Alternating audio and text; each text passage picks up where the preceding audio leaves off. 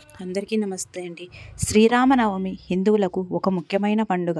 శ్రీరాముడు వసంత ఋతువులో చైత్ర శుద్ధ నవమి గురువారం నాడు పునర్వాసు నక్షత్రపు కర్ణాటక లగ్నంలో సరిగ్గా అభిజిత్ ముహూర్తంలో అంటే మధ్యాహ్నం 12 గంటల వేళలో త్రేతాయుగంలో జన్మించాడు.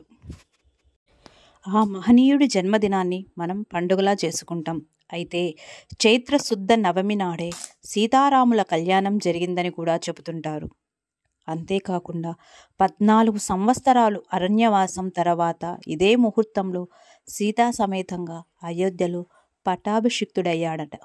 వీటన్నిటిని పురస్కరించుకొని మనం శ్రీరామనవమి పండుగను నిర్వహించుకుంటున్నాం. ఇదే రోజున సీతారాముల వివాహం జరిగింది కాబట్టి ప్రతి ఏటా ఇదే రోజున వీరి కళ్యాణాన్ని అంగరంగ వైభవంగా జరిపిస్తుంటారు. అలాగే స్వామివారికి ఇష్టమైన వడపప్పు, పానకం ప్రసాదాలను తయారు చేసి నైవేద్యంగా సమర్పిస్తారు. 2 తెలుగు రాష్ట్రాలలో శ్రీరామనవమి పండుగకు ఎంతో విశిష్టత ఉంది. మహారాష్ట్రలో చైత్ర నవరాత్రిగా, ఏపీలో వసంతోత్సవంగా 9 రోజుల పాటు శ్రీరామనవమి ఉత్సవాలను జరిపిస్తుంటారు. ఇందులో భాగంగానే చాలామంది ఇళ్లలో లేదా ఆలయాలలో స్వామివారి కళ్యాణం నిర్వహిస్తారు.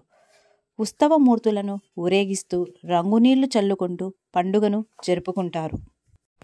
సీతారాముల కళ్యాణం చూడటాన్ని కానీ చేయడాన్ని కానీ ఎన్నో జన్మల ఫలంగా భావిస్తుంటారు. శ్రీరామనవమి రోజంతా ఉపవాసం ఉండి స్వామివారి కృప కోసం భక్తి శ్రద్ధలతో పూజలు చేసుకుంటారు. అందరికీ శ్రీరామనవమి శుభాకాంక్షలు.